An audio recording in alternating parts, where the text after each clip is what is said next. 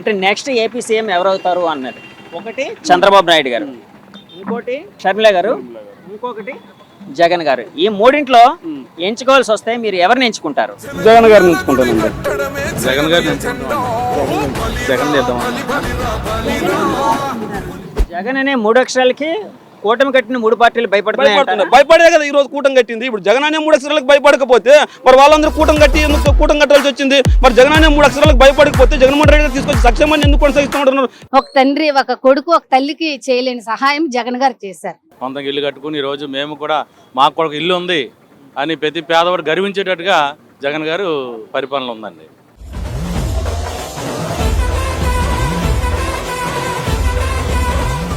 The correct person for AP present situation. ఇతని పరంగా చూస్తే కనుక కంపెనీస్ తీసుకురావచ్చు, అలాగే డెవలప్మెంట్ కూడా చేయొచ్చు. సిబిఎన్ పవన్ కళ్యాణ్ పొత్తులో మంచిగా ఉంటుందని మేము అనుకుంటున్నాము. డెవలప్ అవుతుంది. ఇంతకు ముందు ఈయన వచ్చాడు 5 సంవత్సరాలు ఒక ఛాన్స్ ఇమ్మన్నాడు. ఆయన చేసింది ఏం లేదు. ఇంత 100 రూపాయలు ఇస్తున్నాడు, 5,000 రూపాయలు దొరుకుతున్నాడు, ఏం లేదు. ఈసారి వస్తే ఆ పథకాలు కూడా ఇయ్యాడు. జనాలకు అర్థం కావట్లేదు. సీఎం ఎవరైతే బాగుంటదని. ఒకటి జగన్ గారు అంటే ఇంకా నేను చూపించక ముందే జగన్ గారు అంటున్నారు. ఎన్నో మేలు చేస్తున్నారు. కదమ్మా, ఇందులో ఎవరున్నారు కూడా చూడలేదు మీరు? చంద్రబాబు గారు, షర్మిల గారు. లేదండి, మా గుండెల్లో మా జగన్ అన్న ఉన్నారు. చూపెట్టడం ఇదే ఆయన తప్ప ఇంకెవ్వరు. ఎందుకమ్మా జగన్ గారు అంటే ఎందుకంత అభిమానం? మీ గుండెల్లో ఉన్నారు ఆయన అంటున్నారు కదా. ఎన్నో మరి మా పిల్లలకేటి మాకేటి మరి అందరికి ఎన్నో అద్భుతాలు ఆశ్చర్య కార్యాలు చేస్తున్నారు ఆయన. మరి మన దేశంలో ఆయన వచ్చిన తర్వాత ఎన్నో మేలు జరుగుతున్నాయి. ప్రతి కుటుంబంలో ఎవరో ఒకరు ఎన్నో మేలు మరి అందరికి సహాయం పొందుకుంటున్నారు ఆయన ద్వారాగా. అందుకని మరి ఆయనే ఆంధ్రప్రదేశ్ లో ఆయన మళ్ళా సీఎం గా గెలాలని మా ఆశ, మా కోరిక. ఆయన కోసం మేము ప్రార్థన చేస్తున్నాం. ఆయన గెలాలమ్మా. మరి అంటే ఇప్పుడు చంద్రబాబు గారు, పవన్ కళ్యాణ్ గారికి చాలా ఫ్యాన్ ఫాలోయింగ్ ఉంది. అలాగే పవన్ కళ్యాణ్ గారు చంద్రబాబు గారితో కలిశారు. అలాగే మోదీ గారి ఆశీస్సులు కూడా ఉన్నాయి. మరి వాళ్ళు గెలిచే అవకాశం ఉంది కదమ్మా. వాళ్ళు ఎవ్వరు ఆయన దాటుకుని రాలేరండి. జగన్ గారు దాటుకుని ఆయనే సింగల్ గా వచ్చారు. సింగల్ గా గెలిచి మళ్ళా సింగల్ గా నిరంతరం కూడా ఆయనే సీఎం గా ఉండాలని మా కోరిక. రాబోయే దినాల్లో ఆయన గెలిచి ఆయన ప్రధానమంత్రి అవ్వాలనే మేము ఆశపడుతున్నాం. మళ్ళా జగన్ గారి గవర్నమెంట్ లో అసలు డెవలప్మెంటే లేదంటున్నారు కదా. ఎందుకు లేదండి, ఎవరికి అడిగినా ఏ నోరిప్పినా సరే జగన్ చేసిన కార్యాల పట్ల ఎవ్వరు కూడా చేయలేదన్న ఎవరు చెప్పలేరు. ఆయన చేశారు కాబట్టి అందరూ చెప్తున్నారు. ఉద్యోగాలు అలాంటివి రాలేదంటారు. ఉద్యోగాలు కూడా యమనస్తులకు బోలు మంది యమనస్తులకు మరి వాలంటీర్లు ఇచ్చారండి. మరి ఎన్నో ఉద్యోగాలు ఎవరు కూడా ఎవరిని వదిలిపెట్టలేదు. ఆయన సచివాలయాలు కట్టించారు ఆయనలో. మరి అక్కడ ఉద్యోగాలు మళ్ళీ వారంటీ ప్రతి ఇంటికి వెళ్ళి మరి పేదోళ్ళకి సహాయం చేస్తున్న కోట వచ్చిందంటే ఇన్నాళ్ళేమో లైన్లు కట్టివ్వరండి. ఇప్పుడు ఇంటికే వస్తుంది. మరి పింఛను మరి ఆ ముసలిళ్ళు వెళ్తే మొఖాలు తిరిగి పడిపోయేవారు ఒక్కొక్క దగ్గర. అలాంటి మరి ఫస్ట్ తారీఖు వచ్చేసరికి వాళ్ళకి ఇంటికి వెళ్ళి వాలంటీర్లు మరి ఎంతో సహాయం చేస్తున్నారు కదండి. ఆ వృద్ధులు ఎక్కడికి వెళ్ళకుండా బయటకు వెళ్ళకుండా మరి వాళ్ళ కాళ్ళ దగ్గరికి తెచ్చిస్తున్నారంటే మరి అది మీకు ఎంతో మేలు కదండి. ఒక తండ్రి ఒక కొడుకు ఒక తల్లికి చేయలేని సహాయం జగన్ గారు చేశారు. ఒక కుమారుడిగా మరి పేదల పట్ల ఉండి ఆ తల్లిదండ్రులకి ఎంతో సహాయం చేసినారు. మరి నిజంగా కడుపులో పుట్టిన బిడ్డలే తల్లిదండ్రులకి సహాయం చేయలేదు. మరి జగన్ గారు ఎంతో సహాయం చేస్తున్నారంటే ఆయనే రావాలని మా కోరిక, మా ఆశ. అంతేనండి. థ్యాంక్ యూ అమ్మా. సార్, మీకు 3 కార్డ్స్ చూపిస్తానండి. అంటే ఈ కార్డ్స్లో నెక్స్ట్ ఏపీ సీఎం ఎవరైతే బాగుంటుంది అని ఒక ఇదైతే ఉందండి. ఒక కార్డులో జగన్మోహన్ రెడ్డి గారు, ఇంకో కార్డులో సిబిఎన్ గారు చంద్రబాబు నాయుడు గారు, ఇంకొక కార్డులో షర్మిల గారు. ఈ 3 కార్డ్స్లో మీరు ఎంచుకోవాల్సి వస్తే ఏ కార్డుని ఎంచుకుంటారు? మేమైతే జగన్ గారిని ఎంచుకుంటామండి. ఓకే, జగన్ గారు తీసుకోండి. అయితే జగన్ గారిని ఎందుకంటే జగన్ గారిని ఎందుకు ఎంచుకుంటారు? జగన్ గారు ఆయన మాట ఇచ్చిన ప్రకారంగా ప్రజలందరికీ కూడా ఏమైతే ఆయన చేస్తానని చెప్పి అన్నీ కూడా నెరవేర్చాడండి. ప్రతి కుటుంబానికి కూడా ఏదో మేలు జరిగిందండి. రైతు భరోసా కానివ్వండి, లేకపోతే అమ్మఒడి కానివ్వండి, ఇంకా ఇల్లులు కూడా ఇచ్చారు. ఆరోగ్యశ్రీ ద్వారాగా అన్ని విధాలుగా కూడా ప్రజలందరికీ కూడా ప్రతి కుటుంబానికి ఇల్లులు కూడా ఇచ్చారు. మరి ఇల్లు లేకుండా చాలామంది పేదలు ఉన్నారు. ఈ రోజైతే సొంతంగా ఇల్లు కట్టుకోవడానికి వారు ఎంతగానో సహాయం చేశారు. సొంతంగా ఇల్లు కట్టుకుని ఈరోజు మేము కూడా మాకు కూడా ఇల్లు ఉంది అని ప్రతి పేదవాడు గర్వించేటట్టుగా జగన్ గారు పరిపాలన ఉందండి. జగన్ గారికి ఇప్పుడు ఎన్ని సీట్లు వచ్చే అవకాశం ఉందనుకుంటున్నారు మీరు? నేనైతే ఖచ్చితంగా 150 పైనే ఖచ్చితంగా వస్తాయండి. 150 పైన వస్తాయండి. గురుగారు, ఇక్కడ 3 ఫోటో కార్డ్స్ ఉన్నాయి. అంటే నెక్స్ట్ ఏపీ సీఎం ఎవరవుతారు అన్నది. ఒకటి చంద్రబాబు నాయుడు గారు, ఇంకోటి షర్మిల గారు, ఇంకొకటి జగన్ గారు. ఈ మూడింట్లో ఎంచుకోవాల్సి వస్తే మీరు ఎవరిని ఎంచుకుంటారు? జగన్ గారిని ఎంచుకుంటానండి. జగన్ గారిని. ఎందుకండి జగన్ గారిని ఎందుకు? ఇప్పుడు జగన్ గారిని ఎందుకు ఎంచుకోవాలంటే, మనం ఈరోజు అమ్మఒడి తీసుకొచ్చింది ఎవరండి? జగన్ గారు తీసుకొచ్చారు. జగనన్న విద్యా దీవెన తీసుకొచ్చింది ఎవరండి? జగన్ గారు తీసుకొచ్చారు. అదేవిధంగా ఈరోజు జగన్మోహన్ రెడ్డి గారు తీసుకొచ్చిన ప్రతి వ్యవస్థని కొనసాగిస్తామని చెప్తున్నారు. ఈరోజు అభివృద్ధి లేదంటున్నారు. ఈరోజు విశాఖకు ఋషికొండని తవ్వేశారు అంటున్నారు. ఈరోజు ఋషికొండనే తీసుకుందాం. వైజాగ్లో ఉన్నాం మనం. అదే వైజాగ్లో ఉన్న ఋషికొండ ఈరోజు ఎంత అద్భుతంగా ఉంది. ఆ కట్టడాలు కట్టింది ఎవరు? ఊరికో సచివాలయం తీసుకొచ్చింది ఎవరు? ఇప్పుడు ఒక రాజధాని కూడా లేదంటున్నాడు. ఈరోజు ఊరికొక సచివాలయం తీసుకొని వచ్చాడు. ఆ సచివాలయ వ్యవస్థను కొనసాగిస్తున్నట్టున్నారు. తీసుకొచ్చింది ఎవరు? జగన్మోహన్ రెడ్డి గారు. వాలంటీర్ వ్యవస్థను కొనసాగిస్తున్నట్టున్నారు. తీసుకొచ్చింది ఎవరు? జగన్మోహన్ రెడ్డి గారు. ఈ రోజు ప్రజలు బెంబరథం పట్టట్లేదు జగన్మోహన్ రెడ్డి గారికి. ప్రతిపక్షాలు ఎవరైతే మళ్ళీ మేము అధికారంలోకి వస్తాయని చెప్తున్నారో, జనసేన, టీడీపీ, బీజేపీ కూటమిగా వస్తున్నాయో, వాళ్ళు జగన్మోహన్ రెడ్డి గారు తీసుకొచ్చిన ప్రతి వ్యవస్థను మేము కొనసాగిస్తాం. మళ్ళీ మేము జగన్మోహన్ రెడ్డి గారి కంటే అద్భుతమైన పరిపాలన చేస్తూ ఉంటున్నారు. ఈరోజు అమ్మఒడి జగన్మోహన్ రెడ్డి గారు అన్యాయంగా ఇచ్చారు. క్యాన్సిల్ చేసి ఓట్లు అడగండి. ఈరోజు వాలంటీర్ వ్యవస్థ బాగలేదు, క్యాన్సిల్ చేసి ఓట్లు అడగండి. సచివాలయ వ్యవస్థ బాగలేదు, క్యాన్సిల్ చేసి ఓట్లు అడగండి. మరి వీటన్నిటినీ కొనసాగించినప్పుడు జగన్మోహన్ రెడ్డి గారిని ఎందుకు దించేసి వీళ్ళకి ఎందుకు అధికారం ఇవ్వాలి? ఈరోజు జగన్ అనే 3 అక్షరాలకి భయపడి రాష్ట్రంలో ఉన్న తెలుగుదేశం పార్టీ, ఈ రాష్ట్రంలో ఉన్న ప్రముఖ ఈ తెలుగు 2 రాష్ట్రాలకి హీరో ఒకరు, వాళ్ళందరూ ఏకమయ్యి ఈరోజు అదే కాక దేశంలోనే అత్యున్నతమైన మన ప్రధానమంత్రి నరేంద్ర మోదీ, ఆయన ప్రపంచంలోనే అతి పెద్ద పార్టీకి ఆయన ఆ పార్టీ తరఫున ఉన్నాడు. మరి అలాంటి వ్యక్తి ఈరోజు వాళ్ళందరూ కూటమి కట్టుకొని ఎందుకు రావాల్సి వచ్చింది? జగన్మోహన్ రెడ్డి గారు హీరో కావచ్చు, జగన్మోహన్ రెడ్డి గారు పరిపాలన బాగుంది కాబట్టి, జగన్మోహన్ రెడ్డి గారు సంక్షేమం బాగుంది కాబట్టి వాళ్ళందరూ ఏకమయ్యారు. మరి వీళ్ళందరూ ఏకం కావాల్సి ఎందుకు వచ్చింది? మరి జగన్మోహన్ రెడ్డి గారు పరిపాలన ఎదుర్కొని వీళ్ళు దమ్ము లేదా, ధైర్యం లేదా? జగన్మోహన్ రెడ్డి గారు మంచి చేయలేదు, సింగిల్ గారా? జగన్మోహన్ రెడ్డి గారు సచివాలయ వ్యవస్థ బాగాలేదు, క్యాన్సిల్ చేయి. జగన్మోహన్ రెడ్డి గారు వాలంటీర్ వ్యవస్థ బాగాలేదు, క్యాన్సిల్ చేయి. జగన్మోహన్ రెడ్డి గారు తీసుకొచ్చిన ప్రతి సంక్షేమాన్ని క్యాన్సిల్ చేసి ఓట్లు అడగండి. నేను 2014 నుంచి 2019 వరకు ఇది చేశాను, ఆ పరిపాలన చూసి ఓట్లేయండి. జగన్మోహన్ రెడ్డి గారి పరిపాలన 2019 నుంచి 2020 వరకు ఇది చేశాడు, ఆ పరిపాలన బాగాలేదు, దాన్ని క్యాన్సిల్ చేసి నాకు ఓట్లేని అడగండి. ఎందుకు అడగలేకపోతున్నారు మళ్ళీ వీళ్ళు? అంటే జగన్ అనే 3 అక్షరాలకి కూటమి కట్టిన 3 పార్టీలు భయపడే కదా ఈ రోజు కూటమి కట్టింది. ఇప్పుడు జగన్ అనే 3 అక్షరాలకు భయపడకపోతే మరి వాళ్ళందరూ కూటమి కట్టి ఎందుకు కూటమి కట్టాల్సి వచ్చింది? మరి జగన్ అనే 3 అక్షరాలకు భయపడకపోతే జగన్మోహన్ రెడ్డి గారు తీసుకొచ్చి సంక్షేమాన్ని ఎందుకు కొనసాగిస్తామంటున్నారు? జగన్ అనే 3 అక్షరాలకు భయపడకపోతే వాళ్ళు జగన్మోహన్ రెడ్డి గారు తీసుకొని సచివాలయ వ్యవస్థను ఎందుకు కొనసాగిస్తామంటున్నారు? జగన్ అనే 3 అక్షరాలకు భయపడకపోతే వాలంటీర్ వ్యవస్థను ఎందుకు కొనసాగిస్తామంటున్నారు? జగన్ అనే 3 అక్షరాలకు భయపడకపోతే జగన్మోహన్ రెడ్డి గారు తీసుకొచ్చిన ప్రతి కార్యక్రమాన్ని ఎందుకు వాళ్ళకు కొనసాగిస్తామంటున్నారు? మరి భయపడబట్టే కదా కొనసాగిస్తామంటున్నది. జగన్మోహన్ ఇక్కడ విజనరీ అని చెప్పుకోండి, చంద్రబాబు నాయుడు గారు కాదు విజనరీ, నిజంగా విజనరీ అని చెప్పుకునేవాడు జగన్మోహన్ రెడ్డి. కానీ ఆయన చెప్పుకోవడం చేత కదా, ఆయనకి పరిపాలించడం మాత్రమే చేతనవుతుంది, ఆయనకి ప్రజలకు మంచి చేయడం మాత్రమే చేతనవుతుంది. నిజంగా ఆయనకి పరిపాలన చేత కాకపోతే ఈరోజు జగన్మోహన్ రెడ్డి గారు పరిపాలనకి ఎందుకు బ్రహ్మరథం పడతారు? నిజంగా జగన్మోహన్ రెడ్డి గారు ఇదే వైజాగ్ ప్రాంతానికి రాజధాని తీసుకొని వస్తుంటే వద్దు అంటున్నాడు. మరి ఈరోజు వైజాగ్ ప్రజలు అమరావతిలో వెళ్తున్నారు, రాయలసీమ ప్రజలు అమరావతికి వస్తున్నారు. వాళ్ళు వీళ్ళు అక్కడికి రాలేంది. ఎప్పుడో సంవత్సరానికి ఒకసారి, 2 సంవత్సరాలకు ఒకసారి, 3 సంవత్సరాలకు ఒకసారి ఇక్కడ వైజాగ్ రాలేరా?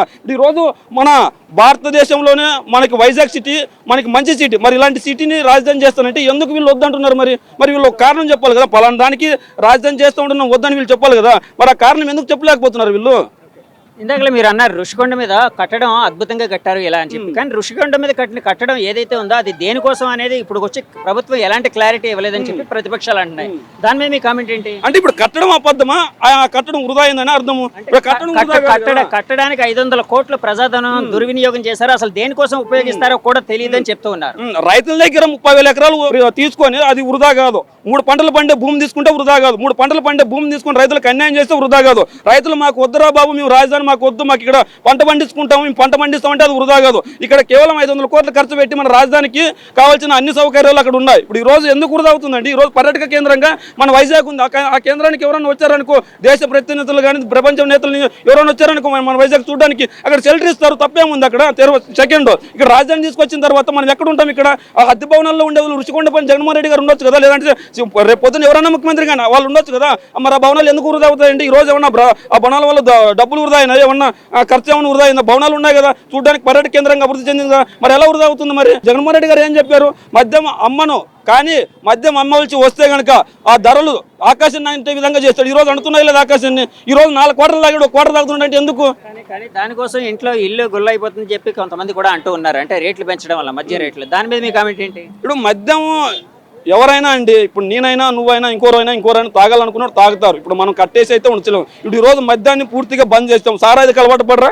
పడతారా పర్రా, గంజాయి అలవాటు పడతారా పర్రా, పక్క రాష్ట్రాలకు వెళ్ళి తాగుతారా ఎలా అయినా తాగేవాడు తాగుతాడండి. తాగకుండా ఉండాలంటే ఆ ఆకాశం అంటే విధంగా చేశాడు. ఇప్పుడు మద్యం ఆరోగ్యానికి హానికరం అని చెప్తున్నారు. మరి అలాంటి మద్యాన్ని తాగకుండా చేయాలనేది ధరలు పెంచింది. మరి అలాంటప్పుడు తాగకుండా వదిలేమని ఇంకెందుకు ధరలు పెంచడానికి గోలా? సో ఆ నిర్ణయం చాలా మంచిదని మీరు భావిస్తున్నారా? అంటే మధ్య రేట్లు పెంచడం అనేది మధ్య రేట్లు పెంచడం సామాన్యుడికే కదా, ఏ ఒక్కరికి అందుకుండా రేట్లు పెంచడం మంచిది. ఎందుకంటే ఇక్కడ మన రాష్ట్రానికి ఆదాయము కావాలి, అట్ ద సేమ్ టైం సామాన్యుడి బతుకు బాగుపడాలి. అలా అని చెప్పేసి మనం రెండింటికి మనం ప్రాధాన్యం ఇవ్వాలి. ఒక సామాన్యుడికి ప్రాధాన్యం ఇవ్వాలి, డెవలప్మెంట్కి ప్రాధాన్యం ఇవ్వాలి. మనకి ఈ రోజు మన రాష్ట్రానికి ఆర్థిక వనరు ఏదైనా ఉంటే మద్యాన్ని ఒకటి. అది ఇప్పుడు మన రాష్ట్రం ఒకటే కాదు, ప్రపంచ దేశాలు మొత్తం మద్యం పైన ఆధారపడి ఉండండి. మన రాష్ట్రం ఆధారపడితే తప్పేముంది? అంటే జగన్మోహన్ రెడ్డి గారు అమ్మితేనేమో తప్పు, అదే కేసీఆర్ గారు కానీ రేవంత్ రెడ్డి గారు అమ్మితే, ఆ పక్క డీకే శివకుమార్ కానీ కర్ణాటక సీఎం కానీ తమిళనాడు సీఎం కానీ అమ్మితే ఒప్పు.